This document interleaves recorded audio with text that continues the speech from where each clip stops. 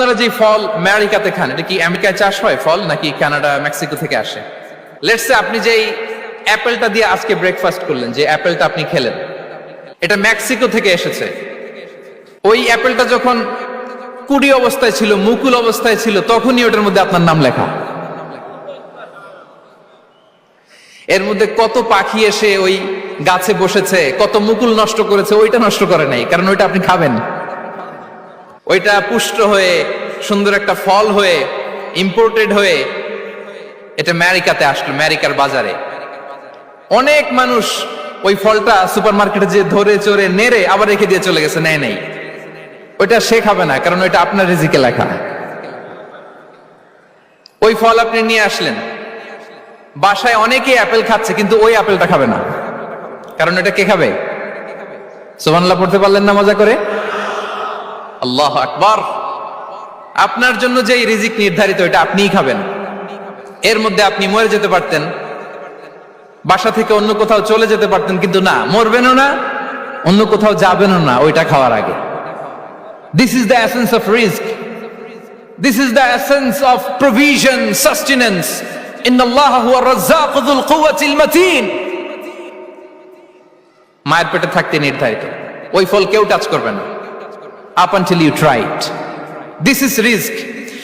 এই কথাটাই বিষ্ণু ঈসা ইসলাম খুব সুন্দর করে বলেছেন, লা তামুতু নাফসুন হাত্তা তাস্তাকমিলা রিজকাহা। অন্য বর্ণনায় এসেছে লা তামুতু নাফসুন হাত্তা তাস্তাউফিয়া রিজকাহা। মানুষের জন্য যে রিজিকের বরাদ্দ, সেটা উপভোগ না করে, সেটা না খেয়ে ওই মানুষ এই দুনিয়া থেকে বিদায় নিতে পারে না। তাহলে আমার রিস্ক ভোগ না করে আমি মরবো না, এবং এটা যেহেতু আপনার জন্য নির্ধারিত, এটা আপনি পাবেনই। এখন এটা কি হালাল পন্থায় আপনি পাবেন না হারাম পন্থায় পাবেন, দ্যাট ইজ ইউর ডিসিশন।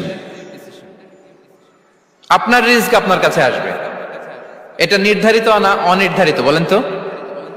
আমি সবার কাছ থেকে শুনবো, রিস্ক কি নির্ধারিত না অনির্ধারিত? ফিক্সড, নির্ধারিত। ফর এন এক্সাম্পল, ধরুন আপনি সারা জীবনে 1 কোটি টাকা ইনকাম করবেন।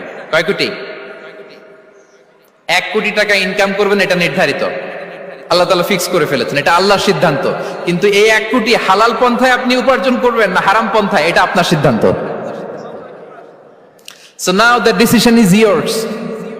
যদি আপনি পরিশ্রমী হন, যদি আপনি সৎ পথ অবলম্বন করেন, তাহলে ওই 1 কোটি আসবে আপনার কাছে, কিন্তু হালাল পন্থায়। আর যদি আপনি হালাল হারাম মিক্স করেন, টেবিলের উপর দিয়েও নেন, নিচ দিয়েও নেন, আসবে কিন্তু 1 কোটি। আসবে কয় কোটি? কথা বোঝে নাই বোধহয়। টেবিলের নিচ দিয়েও যদি নেন, সারা জীবনে আপনি পাবেন কত? 1 কোটি। So now the decision is years. সিদ্ধান্ত আপনার। হালাল পন্থায় উপার্জন করবেন না হারাম পন্থায়? বলেন, হালাল না হারাম? হারামের সাথে আমাদের কোনো সম্পর্ক? হারামকে আমরা এই কনভেনশন সেন্টার থেকে না বলে দিলাম, আওয়াজ করে বলুন নো। হারামের সাথে আমাদের কোনো সম্পর্ক? আল্লাহ তাআলার দেয়া বরাদ্দ রিস্ক আমরা হালাল পন্থায় উপার্জন করবো ইনশাআল্লাহ। বলেন। তাহলে মায়ের পেট থেকে নির্ধারিত হয়ে গেল, আমারটা আমি পেলাম, হালাল ভাবে আমি নিব। আরেকটা জিনিস মনে রাখতে হবে, যে কেউ কারো রিজিকে ভাগ বসায় না, কেউ না। আমরা অনেকে মনে করি যে আমি ওকে দিলাম, ওকে খাওয়াইলাম, আমি বোধহয় খাওয়াইলাম। না, সে আপনারটা খায় নাই, সে তার রিজিকই খেয়েছে। আমাদের ঘরে আমাদের বন্ধু বান্ধব আসে, অনেক সময় আমাদের ঘরে অনেক সময় অতিথি আসে, তাদেরকে আমরা আপ্যায়ন করি, তাদেরকে খাওয়াই। আসলে সে আমারটা খায় না, সে কারটা খায়? তার নিজেরটাই খায়।